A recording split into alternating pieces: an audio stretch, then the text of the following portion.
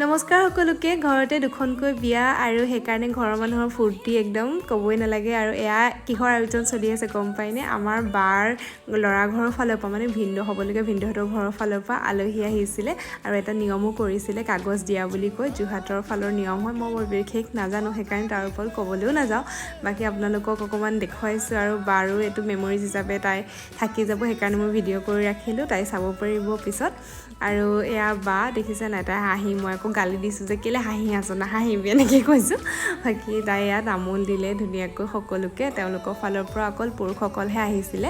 আৰু দেউতাক আহিছিলে ভকত আহিছিলে মমায়েক এনেকৈ আৰু ভিনদেউ আহিছিলে এয়াও মই দেখুৱাম বাৰু বাকী এয়া ভাত পানী সেৱা সৎকাৰ কৰাৰ পিছত ভাত পানী খালে আৰু সকলোকে মান ধৰিছিলে আৰু মই সকলো ভিডিঅ' মানে কৰিছিলোঁ যদিও 1 মিনিটৰ ভিডিঅ'টোততো দিব নোৱাৰোঁ সেইকাৰণে মেইন ক্লিপছকেইটা আৰু আপোনালোকক দেখুৱাইছোঁ বাকী ভিডিঅ'টো কেনেকুৱা লাগিলে ক'বলৈ নাপাহৰিব বাই লাভ ইউ